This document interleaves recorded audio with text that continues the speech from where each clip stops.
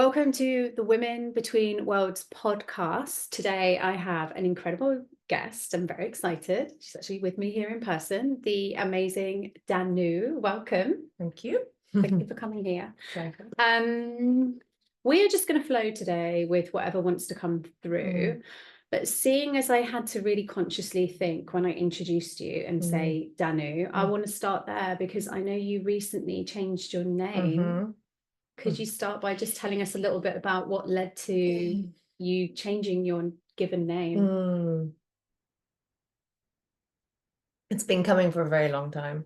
I tried to change it about 8 years ago when I was doing my Cambo training for my childhood nickname, which was Anu, because my brother couldn't say Annabelle, which was my previous name.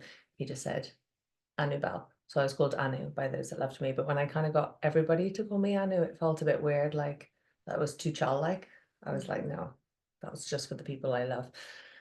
And then over the years, I've become aware that Anu and Danu are interchangeable in Celtic mythology as the goddess of fertility. She's kind of the Isis of the Irish domain, if you like.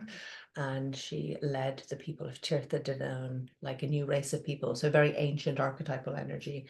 And I just felt like in the work that I do, I really wanted a name because I feel like numerologically and linguistically, I felt that I wanted a name that carried a code, that I could lean back into an archetypal energy and kind of work with that as a transmission, like the higher aspect of myself, I suppose.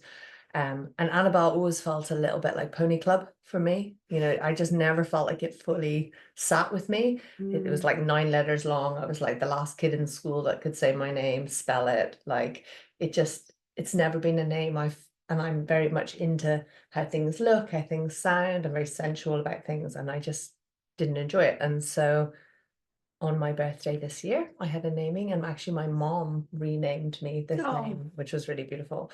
And since then, I've just felt like I'm pretty cosmic anyway, but I've really felt another level of kind of like star family connection, like larger archetypal energies, like bigger picture intelligence. I am Leo double Aquarius anyway, so I do have that, but I've really felt so much more in the bigger picture since I've changed my name. So my morning practice, I'm just sitting into a lot of kind of visioning energies, and a lot of, future prophecies are kind of coming through and then being mirrored on the outside through different teachers that I've already had a direct experience with.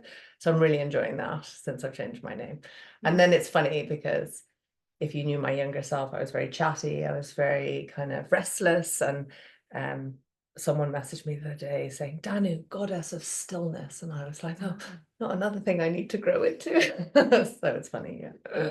I love that. And I can feel it. Like I can feel when you're saying this, I can feel it, because it's funny.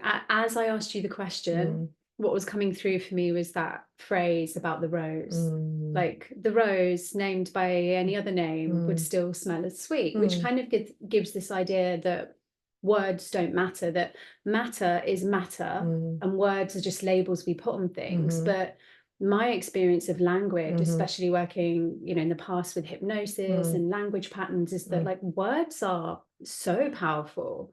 So you renaming yourself and having this whole visceral, like a full visceral experience of, I am now this other archetype.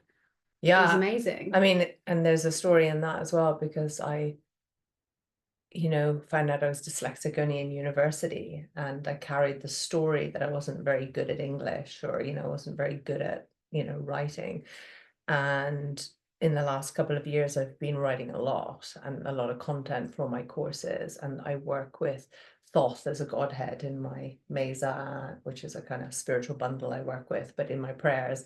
And I'm very interested in the idea of the original language and codes, and how do we clean up our language? And being Irish, there's a lot of cleaning up. Like there's good swearing and there's bad swearing. I'm like pro swearing, but it's not so much that, it's kind of the distortion that happens in the vocal cords that carry the transmission of the thing that you're trying to say. So when you're in complete coherence with source self love, every word is imbued with that energy, and so it's harder to use certain words.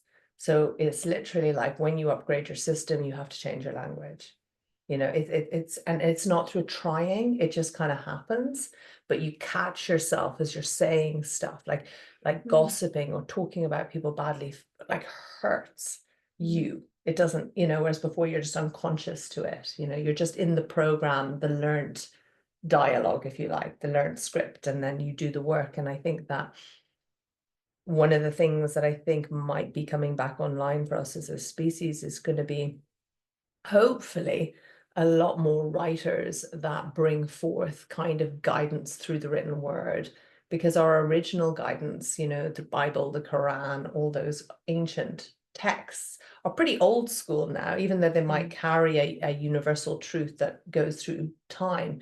There's a curiosity in me why there isn't a kind of more modern day versions, and I think they're coming. Yeah, and I don't think they're going to come necessarily through a person. I think they're going to come through a shift of language through the collective. I think as the collective upgrades, our language is going to be different. Our teachings are going to be different. We're going to understand that how we speak and how we educate starts with from where we're educating ourselves and where we're speaking from. So I really am fascinated about the power of word, the power of spells, the power of curses, the power of, you know, what is this vocal cord? You know, why do we, the voice, the song, the vibration, the sound, you know? So yeah, you can just go on. Yeah, I'm really feeling that.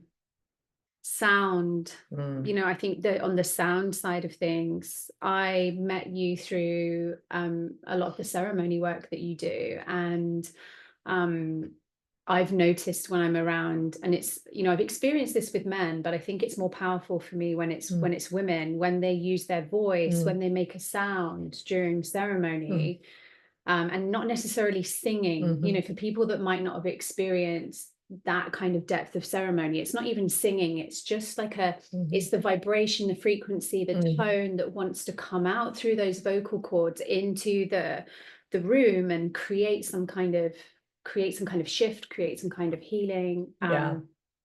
That's been something I've really noticed, like with yourself, when I've heard you sing or make sounds, or so could we speak a little bit about your ceremony work and like what you do?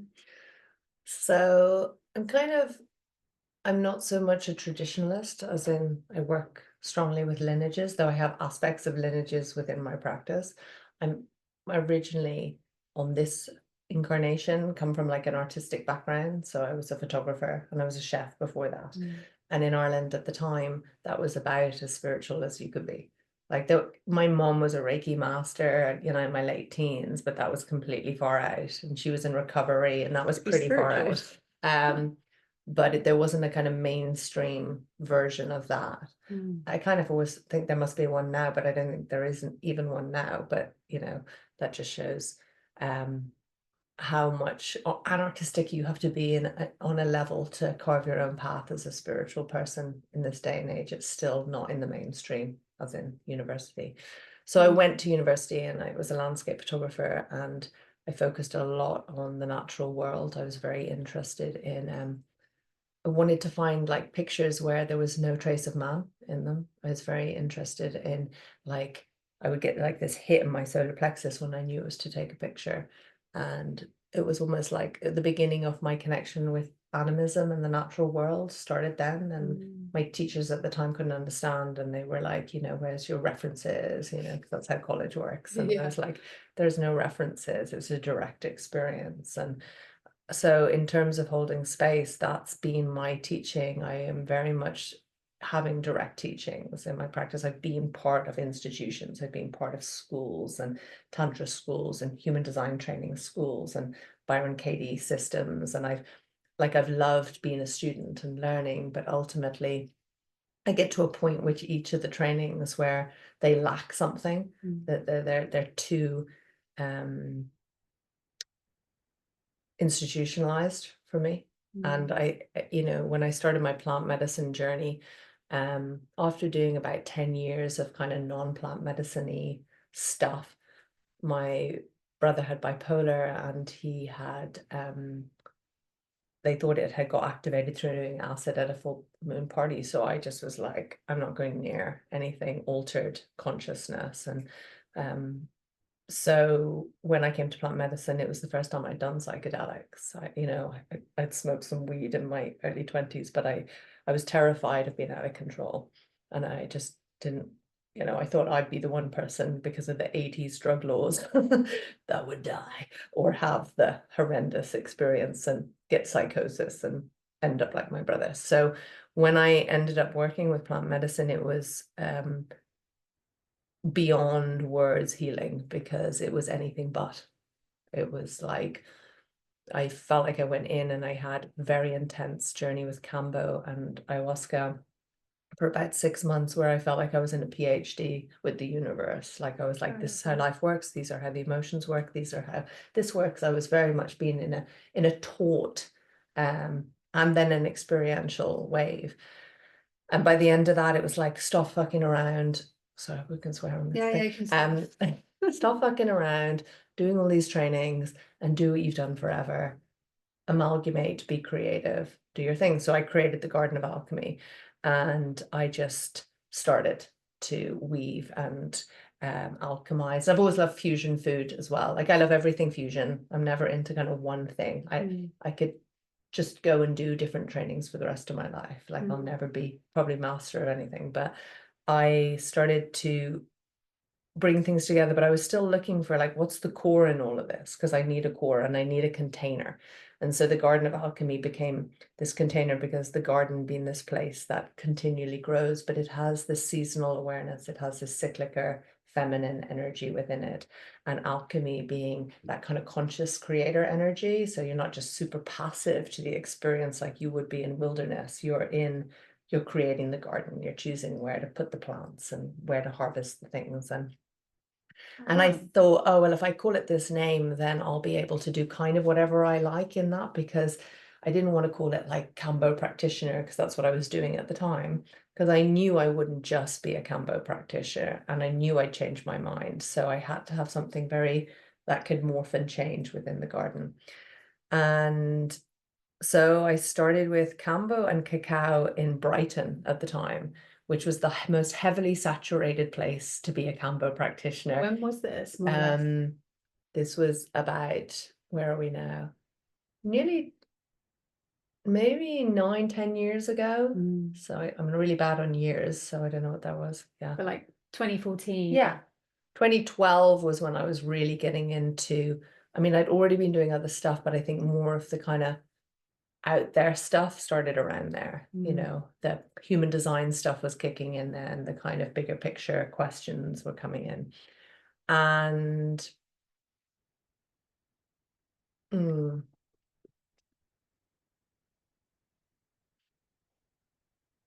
basically, the story of how I got here is less important. It was more a kind of unraveling of what's my truth. And actually, and I still say this to my clients and to my friends, with a sense of awe and humility, I can't believe that the only thing we need to do on this journey is be ourselves. Like, it's such a trip, like, and the more I am myself, the more like successful I become, the more like flow happens, the more, abundance. And it's just the masks, the pretense, the pretending, that having to do it another way that is not me is the conditioning that just falls away, and I'm just left being me, and there's nothing I need to do. And that's kind of what the ayahuasca was saying. It's like, you already have everything within you to be able to do this. You don't need to. I think it was Plato who said, all great knowledge comes from remembering, something along those lines as a quote. And I feel that's very much been my journey, has been at the point I stopped trying to learn things from an outside in way, and I shifted into this idea of things revealing themselves. And that was a completely different operating system. So my ceremonies, though I use Kambo and plant medicines and different things, it's less about the plant medicines. My work is about, how do I utilize these tools and the process of the seasons and sacred reciprocity and all the kind of universal truths that I'm aware of, to bring someone into their awakening process and to be able for them to be in their purpose. So my work is more like a guide, I suppose, than a shaman or a, you know, I'm not above, I'm not in a teaching position. I'm more in a, I've just walked over past this stone over here and you might want to like watch that on the way over. You know, that's my style. And really it's just about creating as much safety as possible, because I've had a lot of badly held spaces in my life. So I'm very interested in how can I get my clients into a place of readiness. I screen everybody. I'll say no to a lot of people. You're not ready to do this. I'm quite anti the whole like hero's dose masculine approach to plant medicine. I feel that actually what's more integrative is small doses with other practices alongside it. So I work with microdosing protocols, and everything's really about getting to that person into that sense of autonomy and sovereignty so that they're self-responsible and they're in choice as they're choosing the medicines, rather than in a victim state of the medicine doing something to them. So that is totally my experience with you. Having been in ceremony with you, I think so many people can relate to this, because also the kind of people that I'm surrounded by. So I've been in this kind of therapy as a therapist and coaching space and online space for like those 10 years or so, since 2012, 2014. I've been moving in this kind of internet, anything is possible. You can make multiple millions in your business as a woman, as a single mom, and all these different possibilities that have opened up. And what feels really potent for me when I hear you speak is about this fusion, because so many people are trying to learn from others and are trying to learn, you know, when you talked about the things that you'd learned and the pathways and all these teachers that we have that appear, is that we try and replicate that, or we try and follow that path when we say, right, this is the way that I run a business, this is the way I have a career. So when you spoke to fusion, I think there's so many people that can relate, because not just, you know, in my personal life and professional life, so many people say, I'm creative and I'm into this and I'm into that. And I also, you know, I don't know, I love flowers, but I love this and I love psychology. And so bringing that in, I feel has become really hard in our current paradigm, in the online space specifically, or in the coaching space with women, where they felt, I think there's been a fear, you mentioned fear, there's been a fear to really unravel and say, what is it that's, if I'm going to be myself, if I'm going to be the most authentic version of me, I think what I felt is there's a fear of what would that mean? You know, what does that look like? And what might I uncover? So like, when you speak to this, I just see you as so brave and such a path breaker with the way that you've come at this in business. But like, why do you think it's feeling like that for people? What is this fear? Where does it come from? I think it stems from a disconnection from the natural world, from like this place of what happened when paganism started getting replaced by institutionalized religions, and we stopped being in the seasonal cyclical awareness of life, and we as people didn't have that mirroring and that community gathering that would have celebrated these markers of time, that would have brought perspective into our own internal processes. We as women lost our natural capacity to work with our cycle. The moon just became a planet in the sky. You know, there was the cyclical processing stopped happening, and we moved into very linear box-like fashion. I think that's the kind of fundamental break, if you like.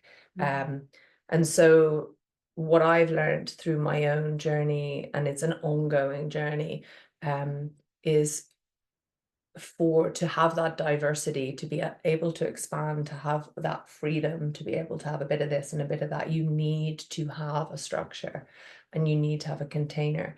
And that container needs to be like, it needs to be able to expand, but it also needs to be able to hold you in the places that you need to be held in. And what works for me is working with seasonal awareness. So in the Celtic wheel of the year, we place an element in each season. And so we place earth in the winter. And so the element of earth, and as we know with winter, is the time of stillness and slowing down and being. There's no doing. It's a yin energy. And we all have an inner winter. We have it when we bleed as women. We have it in all of life. We have it through business processes. We have it in relationships. We have cycles within cycles within cycles.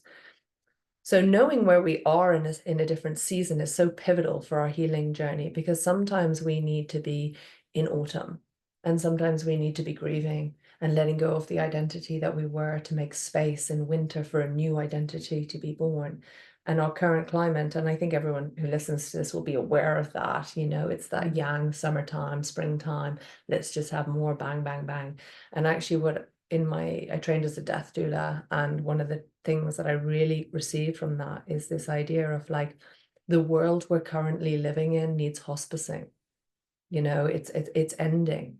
It might not be apocalyptic in like the fact, might be. I'm not pro apocalyptic feeling. I feel like we're like the caterpillar going to the butterfly. We're in that kind of dissolving process.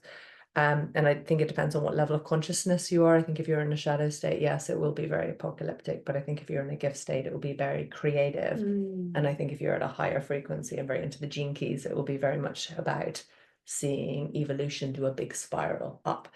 So we're in the seasons which, winter, spring, summer, winter, and it goes round. But it goes round and it goes up. So that's how that's how the planets move through the universe. We spiral. Some say that that's how the blood is pumped through the body. It's in the spiral kind of energy. And so as we spiral, we have like certain laws within that. We have duality. So we have the breath. Yeah, we have day, night, dark, bad. But we've confused duality with good, bad, right, wrong, evil, heaven. Yeah, so duality isn't meant to be there to create division, to create separation within ourselves. But that's what happened when we had that separation to source, to something bigger than ourselves, to animate living, to life, to whatever. We became dependent on our minds to be able to give us reason so we could navigate in this world. Okay, that's good, that's bad, this is wrong, this is right. And we lost the inability to be in our intuitive centers and to be able to navigate a much larger energetic system that's connected to everything, because the teaching stopped and all those systems collapsed down into a very survival-based way of being. And you could even argue they didn't even collapse. It's been a rite of passage that humanity has had to go through. And the fact that we're now at this place where, yes, on some levels, it can look like, when we look outside into the real world, it can look like a massive purge. And on some levels, it is a massive purge, but the cycle of energy is moving upwards. And so we're in this very interesting place when we step into this kind of work. And this is the work that I'm trying to work with people, is how do we hold our connection? How do we hold our sovereign energy, stay in that eye of the storm, and not drop into those lower frequencies while still taking our own winters, our own losses, our own griefs, our own ancestral pains, and using them as the fuel for the expansion. So you can't have one without the other. I'm a great believer in, I was listening to a guy the other day on a podcast, and he was talking about this idea of like, he's a recovering psychotherapist, he calls himself. And he says, this idea of over pathologizing and the current healing systems are actually making us sicker. And that we need to be in this place of not knowing as a species right now. And we need to sit in the unknown, which is very much the energy of autumn, winter. It's letting go. You don't know what's in spring yet. You don't know what's on the other side of this place. It's how do we get comfortable? Because just like if you look at a child, they'll be in curiosity and anticipation and wonder. They don't have a clue what's happening next. But we're like, we need to know what's going on before we allow ourselves to let go of what has been. And because we don't naturally do that as a process, we've got like a backlog. So when people come for ceremonies and healing work, the majority of the work is in the cleansing and the purifying, in the healing and the feeling and the letting go, in the trapped emotions and the somatic holding and the ancestral traumas. That's the bulk of work, because it has to be, because we're a society that's new to this way of work. But people who stick the course and do the deeper work find themselves in this place where they get to the threshold, they pass the winter. And from the winter space, they open their energetic bodies and they receive. And then they become conscious creators in this field. And then they're part of the new designers of this world that we're stepping into. They create the blueprints, but they have to be healthy when they're within their systems. And what's happening with a lot of kind of new age spiritual people is people are trying to spiritually bypass to that place of creation without doing the death process. And that was one of the reasons why I had to take a massive step out of social media and all things human, to just go in to my own winter and my own death, to go, what is true for me? Without the influence and the programming, and to take big purges and grieve, and to be in just connection with the land, basically. No influence from other teachers, other people. That was a huge part of my journey, to find what's the voice of me. And now I'm in a process of stepping out of my winter. And that rebirth energy is really weird. That's all I can say. I don't know, because I'm just very much like, I feel like a newborn energetically in that sense. So I've had ideas and things are starting to come in with the spring energy, but I'm still like stretching from winter. It doesn't feel like I've left the cave yet. Like, I want a bigger picture of what my consciousness is doing. That feels like the space I am. And I think that realistically, I'll probably be there for the rest of my life. I think that's pretty much where we can hope to be this lifetime, with staying connected to each other, because I don't believe we're in times of the guru. Like, I don't believe it's about like chasing enlightenment and getting to full blown, that, because I believe that if we can stay at a slightly humbled space where we're in between the worlds of old and new, if we know it's the same as a shaman, if you can travel between the upper realms and the lower realms, it's the same kind of thing, then we can be in the greatest service as possible. Because we can learn how to navigate the darkness or the heaviness or whatever the trauma that's moving within us. We can create empathy, compassion, relatability, but we can also discover tools and pathways and different opportunities for people that can save people a lot of time. So I hope that makes sense. A long-winded answer. I can feel, I mean, I could listen to you talk about this forever, because it's gold what comes out when you're in flow. And this idea of not knowing, like, of being okay with, like, I don't know what's coming next, because I know through like some of the Cambo ceremonies that I've had where you've held space, it's that feeling, that's where I can get stuck, which is, I don't like this feeling, but I could actually take the discomfort and the feeling that I'm having, but it's the thought and the idea of, if this gets worse, I won't be able to handle it. And I have to, it's kind of bringing myself out of that mental space and into the body and into this is really uncomfortable, but actually I can hold this. I can sit, I can be with this.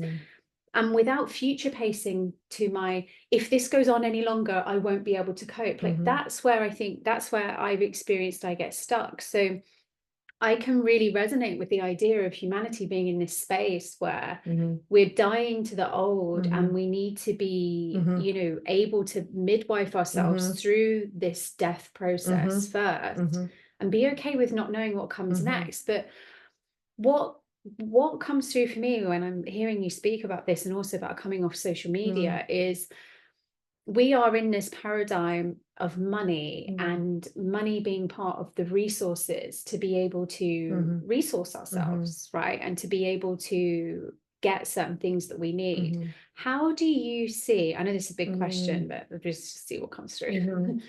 How do you see that fusing with the kind of esoteric side of like consciousness, awakening, and people having to go through this healing and this purging, whilst how do people ground themselves and hold themselves in a space where they can be resourced and feel safe when maybe money isn't flowing, or they're feeling that they always need more and more and more? Yeah, I mean, money is such a great one, isn't it? I mean, it doesn't really matter what it is. Like I went to London the other day, and I do a morning sit with tea. I love tea. That's my thing. And I went into this amazing tea store, and I spent a whole afternoon with this guy, and I bought this like 200-year-old tea. And I was like, had a little money moment, because I was like, it's a lot of money, but I was like, oh, but it's a lot of joy, you know, so I'm gonna invest in this. Got on the train and left it on the train. And got home, realized I'd left it on the train. And I'm not someone to usually be attached to like breaking things or losing things. I'm not super materialistic like that. But this time I got hit hard, and I felt viscerally like I couldn't let it go. And my intellectual mind was saying, you can just buy some more. It's not the end of the world. Maybe someone else is going to drink it who's really going to appreciate it. Trust the process. All the lingo I had in my head. But there was this other somatics going on in the system. And I just decided, well, I better practice what I preach. So I went in. And I got an intensely strong visual of losing a child. And I felt it was a very shocking energy, like it had suddenly been taken away from me. And I didn't intellectualize it. I just had the experience because I'm quite visual and I can journey very easily. And I came out of that and I was like it literally felt like a trauma response in my body. And this is like from leaving tea on the train. And I sat with this feeling, and I just was like, okay, something's trying to come up. There's something in the field that's trying to come up. And I just sat in the difference between midwifing grief through a conscious awareness of being prepared for something to die, and the difference of being with someone as a death doula when the shock is so strong. And I felt, shit, I'm going to have to work with shock. I need to sharpen my tools to work with shock, because it's not all going to be, okay, do you want to like learn about what's going to happen with humanity and, you know, potentially how you're going to die, your ego's going to die and how you're going to let it go? No, awakening can be a shocking experience. 51 gene key, awakening is an initiatory experience. It doesn't often happen through gentle. It can happen through sudden ruptures, divorce, cancer, big things. So money is one of those lovely initiatory energies that exists on our plane. So money, because money just seeps right into the root chakra, sense of security. Yeah. It's going to rock our foundations so badly. And so we are not safe until we have money. You know, that's the deep thing. So just like I left my tea on the train, I will approach every situation with equal merit. It doesn't matter if I have no money in my bank account or I leave the tea on my train. Wherever I'm being asked to do the work is my current piece of work. So I don't sit in this idea of like, oh, I'm going to go do loads of work on my money stuff, because that would be on some level creating that reality into my field to have more of that experience. I just allow myself to go along. And if there's something I want to do and I notice I don't have enough money to do that, and that's bringing a charge up in me, then I go in and do my work. So for me, there's no excuses. It doesn't matter.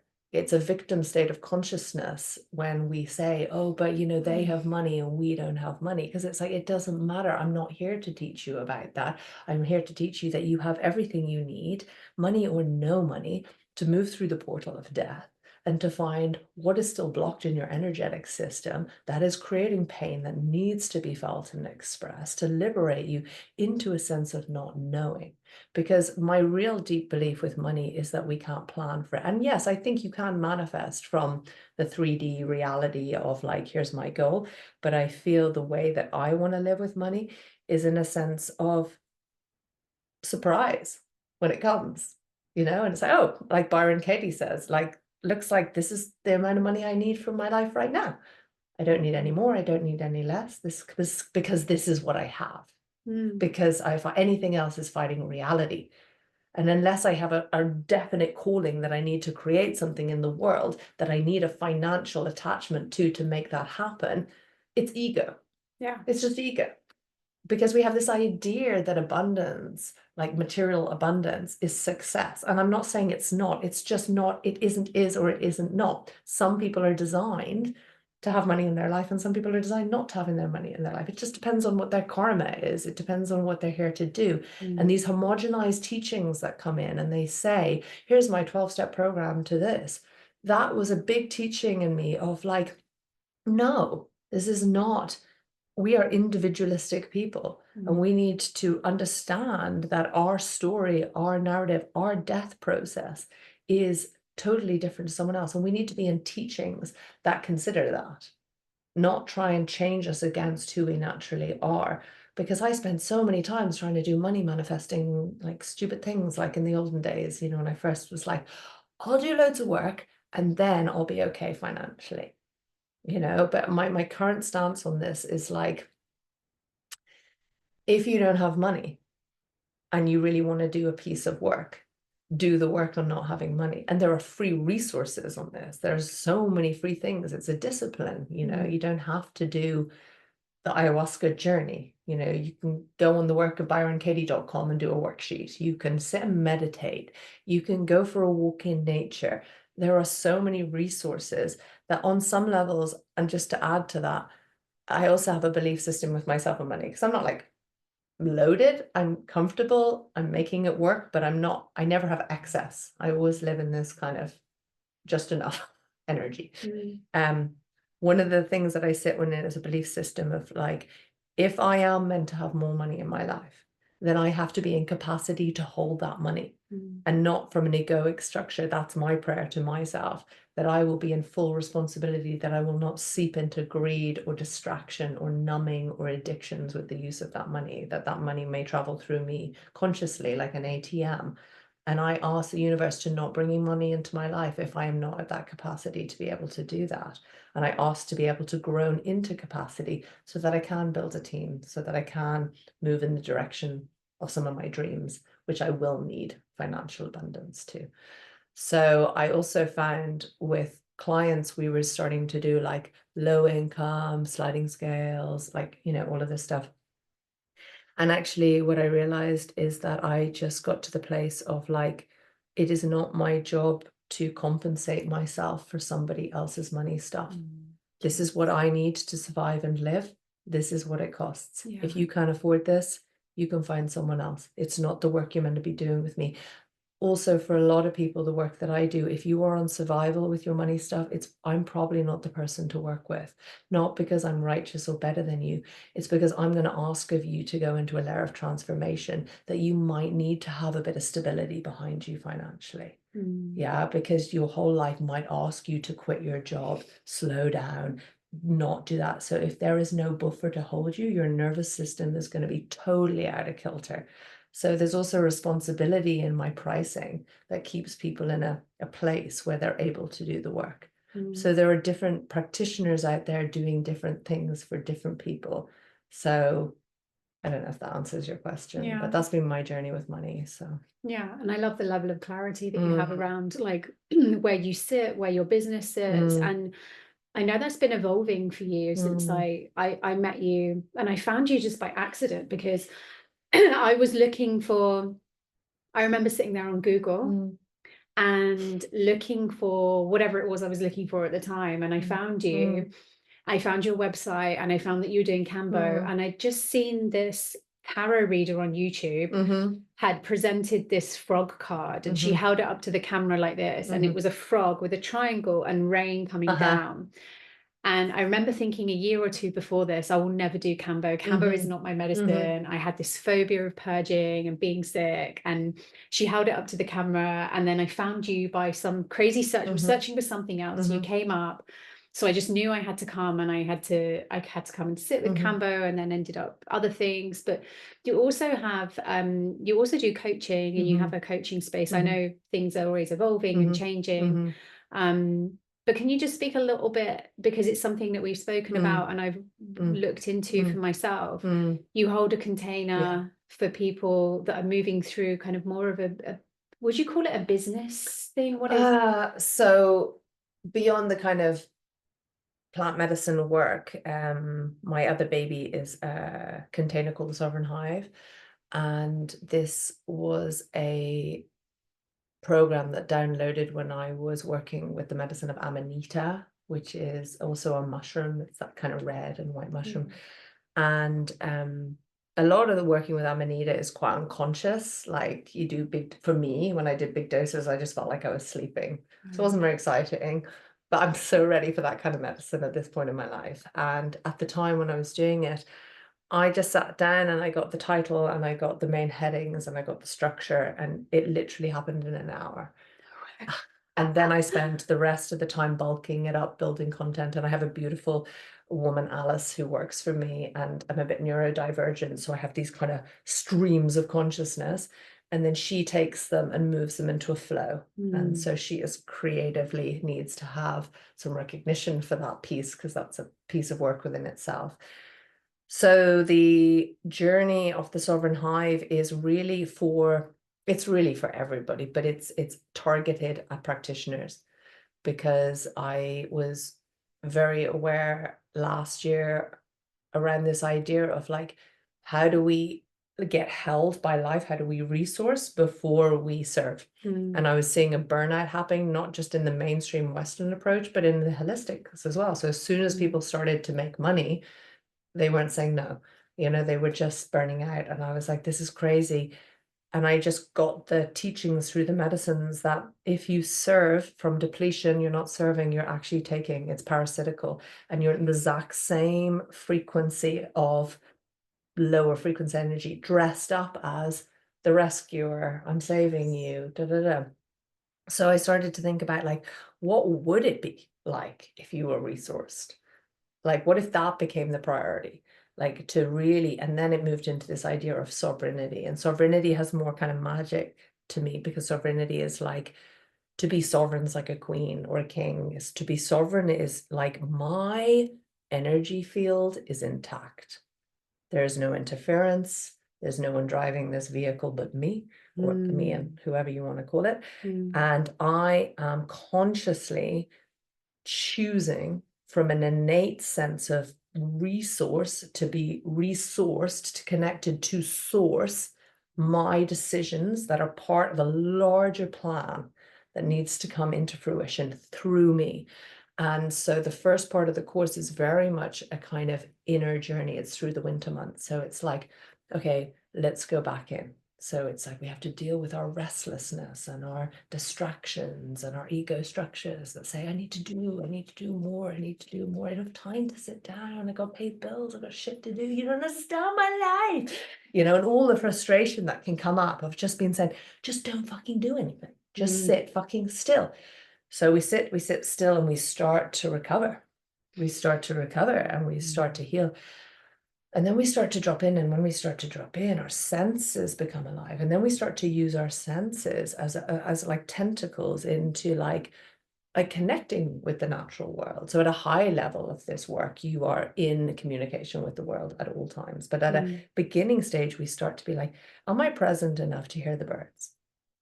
Am I present enough to notice my breath? How often today did I notice my breath? Am I present enough to feel the temperature, or do I get really cold and then only go, oh, now I'm really cold? Like, how connected am I to myself? So that's really what the first half is. So you build this container, and that becomes your bedrock, that becomes your practice, which is still my practice. And then from there you go, well, how do I serve? Yeah. And so there's loads of little homework things to do. We meet on a call once a week, little things like, what would it be to only make your decisions from a resource place? Because most people make decisions from fear, like most decisions, and then we wonder why we're looped in the same pattern. So it takes a lot of energy, like you said, when that pain is up and I'm struggling, I just want to go for a fix. I want to figure it out. I want to, like, I'll go get that fucking job. I'll do it. Like, I'll sort it out. But to go, actually, I am not in the right place of mind to make a decision right now. Any decision I make now is actually going to yield the same paradigm that I'm trying to escape from. What I got to learn to do is cultivate a sense of holding. Yeah, so I got to really learn, and different modalities have different ways of referring to this, you know, being able to conduct our energy, to be able to hold our inner child, to be able to, there's different languages. But ultimately, it is about that. It's about this idea that we are energy beings. And when we can understand with our mind through being guided that in the sitting still, it's not that you're just sitting in your pain. What is actually happening is the pain has some space to move through. And when this pain has space to move through, what happens is then the system gets rebuilt. And so when the system is rebuilt, you start to be able to, okay, the system can hold a little bit more light. So now I really want to serve. I want to go and I want to help you, and not from a place of I want to rescue. I'm just feeling this is my passion. This is what I want to do. This is what I'm called to do. And then you come to me, and then I have to go through like being in service from a sovereign place. And so my work is about how do I stay sovereign? How do I help you rise to be sovereign? And then my ultimate goal, which hasn't yet to manifest, is some kind of school or training ground where we co-create through sovereign beings, and how to identify other sovereign beings, and wanting to go to work in conscious businesses and bring the CEOs and the people into coherence at a higher level, so that there's trust within each member that I know that you are not going to make a decision when you're in fear. And that's all I need to do. That's all I need to trust you. I just need to trust that you've got you. Yeah, and that's the language that I've created through this course, but someone else could have another language. But this is the breaking of codependency. Yeah, this is like, okay, I need to trust you because I've got a lawyer's fucking thing signed up, and if you step out of line or you don't work your 10 hours, you're not going to get paid. Like, our whole system is so fear-based. And then the second part is all about like facing your imposter syndrome, facing the not good enough story, not knowing, you know, what is really am I here to do, the inner, the creative being that wants to come into the world, the money story, all of that stuff. So it's a kind of beautiful journey, and it offers no promise. It offers no promise. It's an experiential journey. It's a 6-month container because I wanted people to properly shift their habitual patterning and to be able to really sit in a collective holding through the winter months, to really get that teaching of you'll fly in the spring. Just give it time. And from my last cycle of Sovereign Hive people, it took a bit of time because spring kicked in, and now they're all starting to birth stuff. So it's slowing down the cycles and slowing down, because when we actually slow down, everything goes faster. Like everything goes faster. Like I still say to my partner, I can't believe like every time we are really doing self-care, like really resting, the discovery calls come in, the business starts flying, because we're just in coherence with ourselves. And then we can become magnetic within our heart space. And then the calling that we felt in that resource space has time to magnify out through our beings. And then people can feel that on an energetic level, even if they don't know it on a mental level. And then that coherence happens. So when there's coherence within the system, there's coherence within the system. I love that. I know a woman said this in a circle that I was in last week, and she said it's not about manifesting, it's more about magnetizing, and that coherence that you were speaking to, that when as individuals, when we're in alignment, when we're in that space, we can't help but just have around us like what's attracted to be in resonance with that space that we're in. And I feel that what you do is so needed. And because I'm a person that if I like something, I want everyone to do it. So since I started, you know, I think I did 4 or maybe 5 Cambos. You know, I tell all my clients, I really think you need to do Cambo. But of course, people only do it in there when it's right for them or when they feel the calling. But it's so needed, the work that you're doing. And I have so much, you know, I just want to honor you because I have so much admiration for you and the way that you show up. And it just speaks volumes, even without you using these words, which are really important. But even without the words, you know, it just speaks volumes, being in your energy, being in ceremony and the spaces you're holding. And there's so much more that I would love to ask you, but I've only got time today. So I might have to try and get you back, okay, if you'd come back another day and speak some more. I was wanting to ask you and go a bit deeper in the social media, but it just doesn't feel necessary to go into that. But I will end this with asking you. Just a caveat. We're back on social media, yes. But I'm not on social media. I've employed someone to be on social media. So I had to have a death process to get there. On that note, if people want to contact you, I mean, I'll drop your details in this, but how can people find you if they're interested in finding out a little bit more? We can put your website and stuff, but what's your preferred? So it's, I really like to be contacted through Signal, which is an encrypted app, because of the work that I do and the sensitivities. So my telephone number is on my website, gardenofalchemy.com. And so just download the app Signal, send me a message, and then I can talk to you there or create a discovery call depending on your needs. But all the events are up there, and there's a blog, and there's lots of it's a great website. And there's a shop, and you have beautiful products that I have all around because I love them so much. They're the best that I've found. You know, I'm a big fan. So Danu, thank you so much for sharing, and this has been absolutely incredible. And I look forward to hearing from people that have watched this and to hear some feedback about what they got as well, because there's so much in there. So thank you so much. Yes, thank you so much.